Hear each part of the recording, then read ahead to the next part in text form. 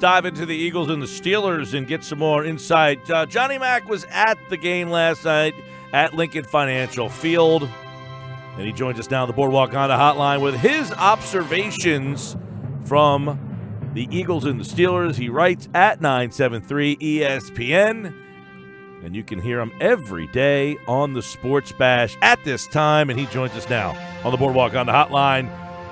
Initial thoughts from last night. The Eagles lose 14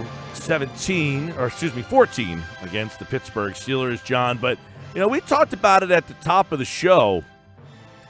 I thought Nate Sudfeld showed enough for me that if they had to play him for 3-4 games, like a backup role, I thought he looked pretty good last night, save for the first throw. That first interception, I thought he had a bad read and a bad throw. But after that, I thought he cleaned it up pretty good. And to me, he looked like a capable backup out there.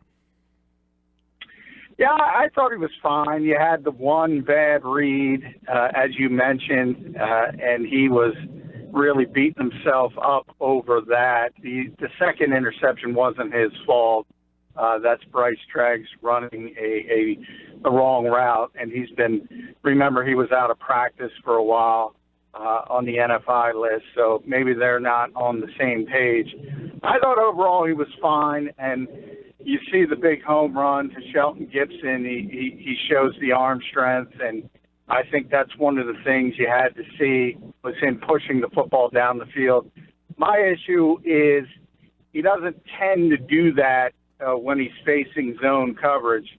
And zone coverage in this league is you're going to see a lot of it. You're going to have to make throws in the tight windows. And he still seems a little shaky and not wanting to do that at times, especially when you see the overhead view. You can see some openings that he doesn't necessarily pull the trigger on. But I think overall for a guy who hasn't played a whole heck of a lot, and for a third-string quarterback, by the way, that's as good as you get for a third string in this league. Yeah, 10 for 14, 140 yards, 2 touchdowns, 2 picks. And I guess the 2 touchdowns, let's focus on them. He has the long pass to Shelton Gibson, and then he throws, I thought, a really nice throw, fired one in there to Dallas Goedert. So the 2 throws that they ended up scoring on, I thought were, I don't want to say big-time throws, but those were some pretty good throws in there. So he kind of showed some more good than bad, I would say. Yeah, I think the touchdown to Goddard was his best play of the night because of a number of things. Tyler Matakevich, the Temple kid, was coming off the edge on a blitz. He avoided him, extended the play, and sort of found Dallas sitting down. I thought that was the best play. And then, as I said, the Shelton touchdown, you got to give Gibson a lot of credit, just running by his guy, beating press coverage. That again? And Shelton Gibson running by his guys. Yeah. Beating press coverage, West Virginia. And that's what he did at West Virginia. Yeah. And that's what he was good at, and that's why he's in the NFL. And you saw his ability as a deep threat. But Nate showed off the arm strength. That was a perfect throw.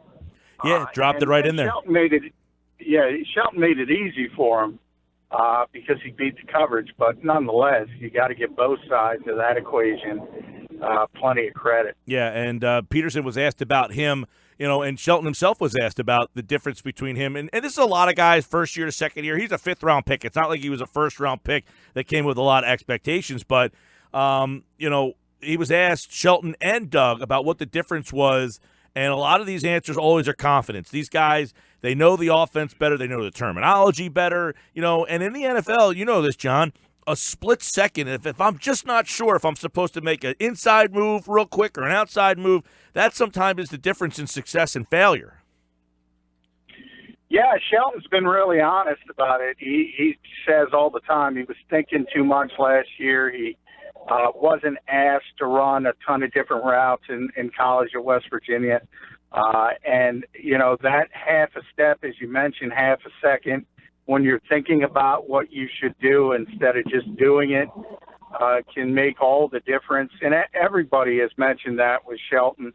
Doug Peterson, as you mentioned, Mike Rowe, the offensive coordinator who was his position coach last year, just talked to Gunnar Brewer. I'm driving home from the assistant coach's availability. He just talked about Shelton and how much more confident and how much more he understands the offense and understands the route tree. It's just night and day for him.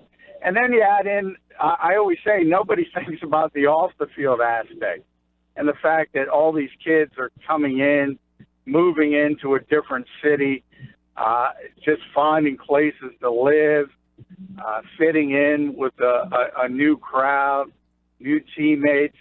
That's sort of the human nature aspect and the difference between the comfort of year one and year two. John McMullen with us, breaking down Eagles and Steelers preseason game number 1 last night. So you and Mike talk about the light bulb going on from year 1 to year 2. Well, here's a guy in year 1 in Dallas Goedert who obviously everybody saw what his receiving ability was, but the one key is would he be able to block? Would he be an effective blocker in the NFL? Talk about the whole package of what you saw out of Dallas Goedert last night, including could he block the way that they want him to do it? Yeah, I think the bigger issue, everyone's going to be excited about how good he was as a receiver, and as well they should be.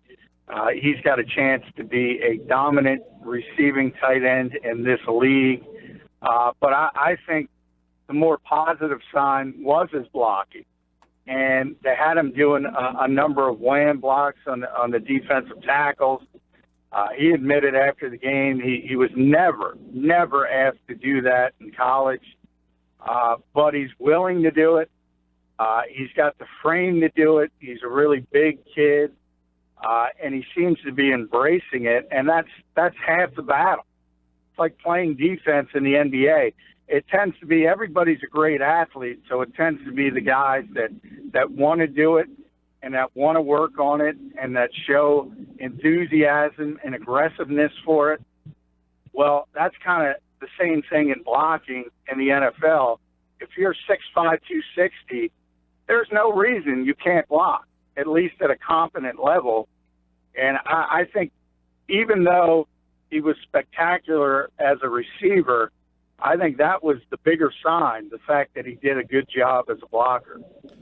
How about in the running back game? Because that was another area you talked about. Donnell Pumphrey, Mike, and you talked about him not even playing. But in the running back position, Jay Ajayi in there for a little bit, and you saw a taste of Corey Clement as well. I thought Wendell Smallwood maybe hurt his campaign, and I thought Josh Adams helped himself. Yeah, I thought Josh Adams looked great, and he really has, dating back about a week or so in training camp, and he's a really powerful runner. I've said it a lot. I don't think he's going to make the team at this stage as an undrafted player, but I do think he's going to be on the practice squad, and I do think he has a chance to develop into a good running back in this league somewhere down the line. Talked to Deuce Staley about him today, and it's the typical sort of story you have with all young running backs. It's the other things he's got to learn: pass protection, becoming a better receiver out of the backfield. But just as a pure runner, he's got a lot of power, and that's something that's very valuable in this league. And I know the Eagles, one of the knocks on him at Notre Dame was he ran too upright. And if you tend to do that in the NFL, no matter how powerful you are, eventually you're going to get nicked up. So they've been talking to him a lot about lowering his pad level, which would make him an even more powerful runner. We'll see how it develops. But as far as an undrafted free agent, and the Eagles just got a really good one last year at the same position in Corey Clement, it's kind of amazing what they've been able to do in back-to-back years in getting legitimate prospects at that position in undrafted situations. John, I want to ask you about a couple guys on the offensive line. One an established name, one the project, if you will. So I think you know who I'm going to ask you about. We'll start with the fact I sent you a text last night when it happened. Isaac Seumalo, another air ball there, but at the same time, he's the guy that opened up the big block for the one long Ajayi run. So you get the good and you get the bad with Seumalo. Yeah, I mean, the Eagles constantly preach about his versatility, and he does have versatility. He's played obviously center. He's Now he's playing center more than anything else. He's played guard in the past. He was the starting left guard. And, if you go back to his rookie season, the best game he ever played in the NFL was a right tackle against Baltimore when he was forced into action there. So he's got a ton of versatility. Sometimes, and I asked Jeff Stoutland this, and he gave me a dirty look, but, I asked him, is there something to the fact that if you move around that much, you sort of become competent at each position, but you don't really get a chance to excel? Jack of all trades, so to speak, master of none. I think that's where Isaac is right now. But he's a backup offensive lineman, so I think that's what he's supposed to do at this stage. And I think if you're going to be honest, they wanted him to be the starting left guard. He failed. He's a former third-round pick.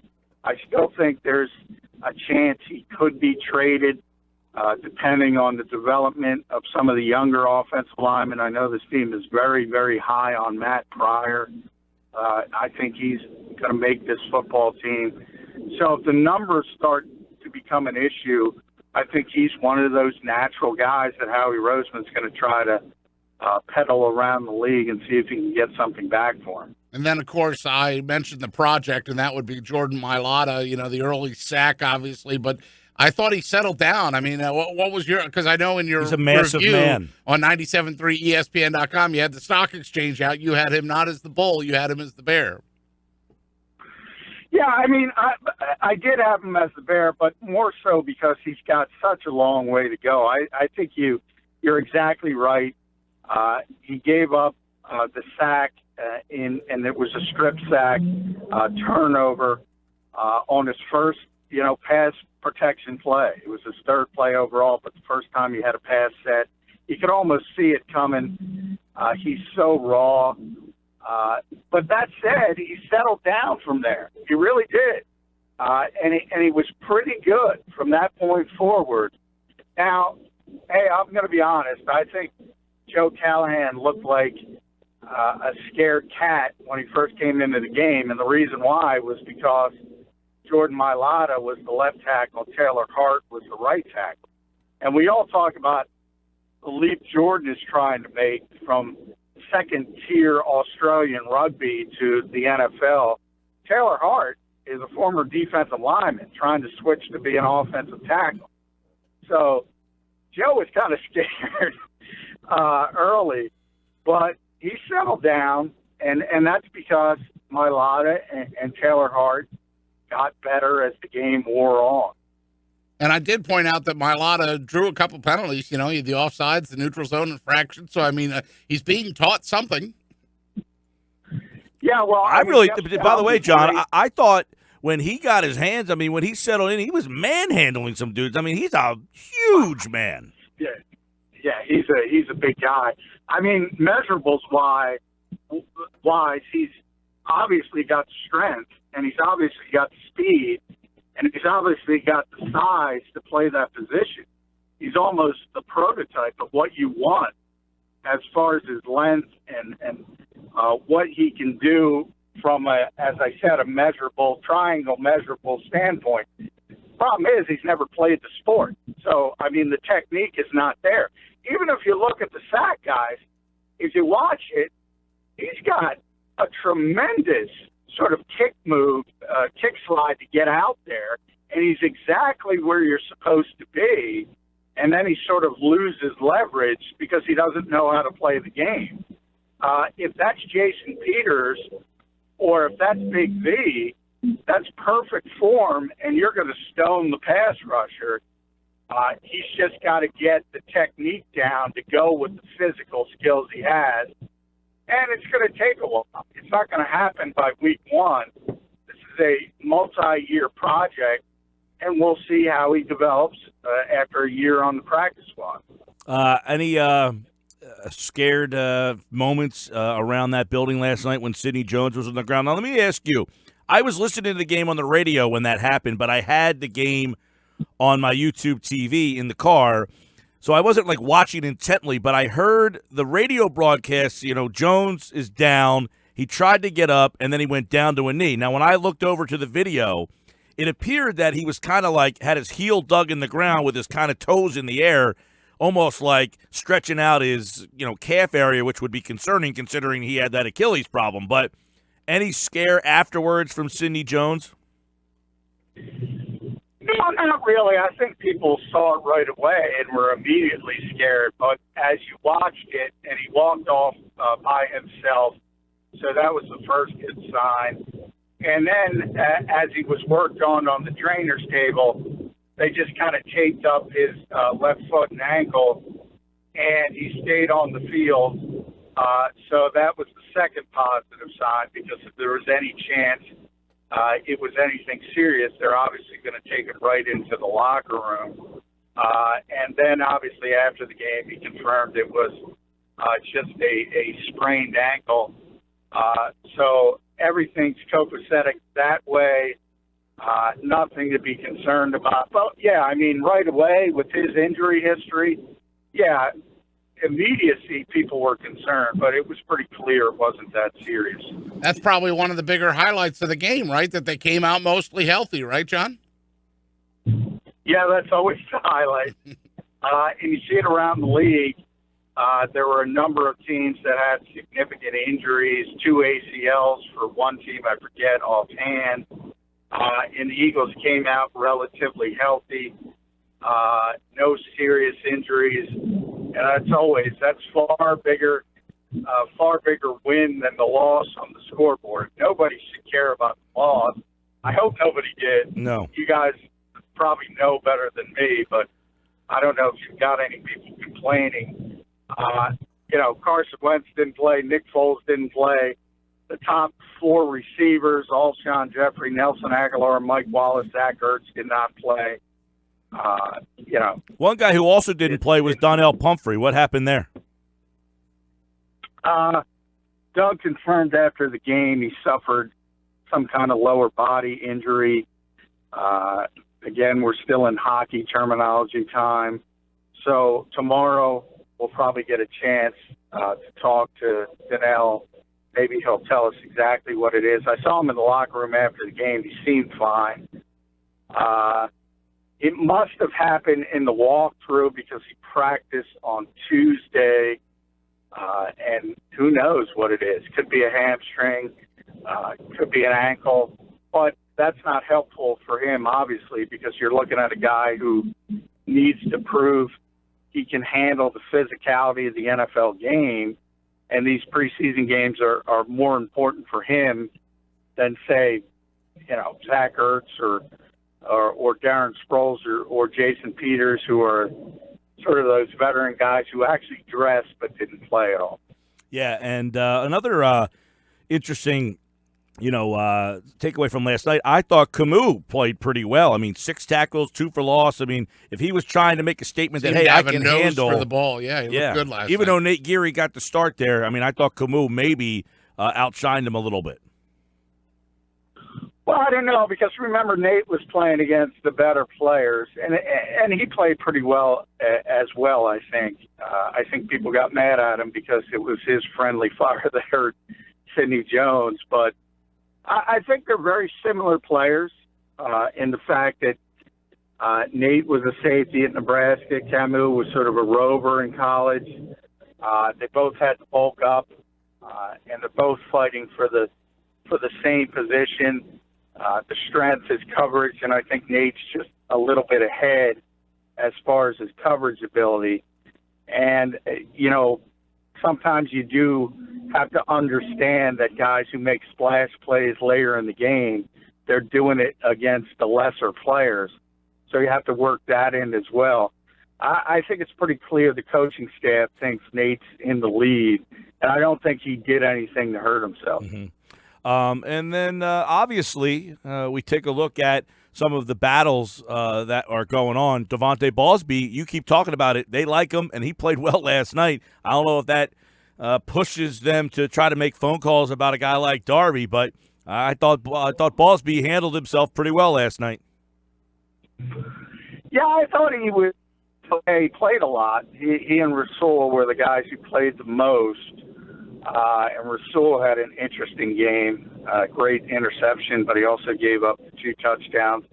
I think Ballsby, the one thing you have to look at him is run support and tackling, which is very important in the nickel. Now, he played outside corner yesterday, but he did have one big missed tackle that extended the Steelers' drive, which eventually turned into a touchdown. I think that was the low point. But overall, yeah, I mean, when you talk about a guy who's basically the 5th or 6th corner, he's shown up very well, and that's been dating back to the spring. We've been talking about him for a long time. And he seems like a guy ready to take that next step in his career. But I think the biggest issue with him, he's really fast. He ran under a 4.3 at his pro day. That's how fast he is. But he's was really slight. He's added some weight. And I think run support's going to be the biggest issue with him. John, did you see anything out of Jordan Hicks last night, or was the biggest thing that you saw him on the field healthy and ready to go? Oh, he made a nice play early in that game. Yeah, I mean, I think there's no question surrounding Jordan Hicks except the one obvious one, and that's health. I mean, the guy, when he's on the field, he makes plays, and that's been consistent. Problem is, this is his 4th year. In his first 3 years, 2 out of the 3 were cut basically in half by injury. So that's really the only question mark you have with Jordan Hicks. And when we talk about him entering a contract year, that's what the Eagles want to see. They want to see him on the field for 16 games. They want to see him as a 3-down linebacker for 16 games. I think if he does that, I think he's in the Pro Bowl. And I think if that happens, he's in line to get an extension. But if we have another repeat and another injury-plagued season, then you have some tough decisions if you're the Eagles, because you know how good he is. But, hey, if guys aren't on the field, it's tough to justify giving them big deals and counting on them. And that's the harsh reality for Jordan Hicks right now.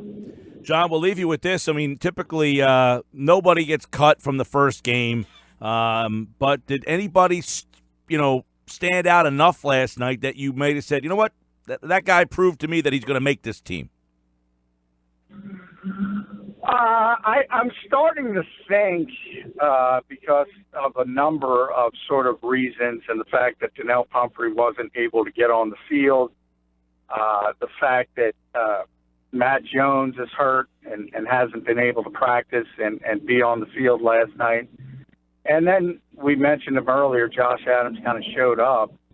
I keep talking about him on the practice squad. But you know what? If he keeps showing up in these preseason games, other teams are going to take notice, and that's going to make it more difficult. So, you know what? If he's the best running back for that 4th spot, why not keep Josh Adams? He keeps flashing in practice. He offers something this team doesn't have. I think when you look at Jay Ajayi, and I'm not trying to compare the two because Jay's a proven player, but Jay's a big back. And just physically. But he doesn't run like Josh Adams. Josh Adams runs like a big back. And I think he could bring something interesting to this team. But that's a ways down the road. If he continues to play the way he's been playing, I think he'll keep himself in the conversation. And they did keep an undrafted rookie free agent last year who ended up having a pretty big impact on the team in Corey Clement. And, of course, the Eagles will play the Patriots Thursday night right here on 97.3 ESPN. I think I watched that game back in February. Eagles, Patriots. How'd that go? It went real well for 41 the team with 33. Yep. That was a good score. Quite a bit. It was a good score for all of us. And I hope people don't talk about revenge in week 2 of the preseason because even if the Patriots win, they're not getting revenge. No, not a chance.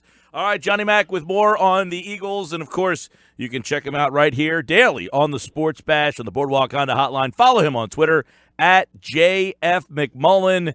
As we know, the Eagles looking pretty good last night. Okay, I'd say, you give him an eh. yeah, I'm going to give him an No panic though. No panic. A1. Just preseason there, Pete. Nobody got hurt. All right, Johnny Mac. Have a great weekend, pal.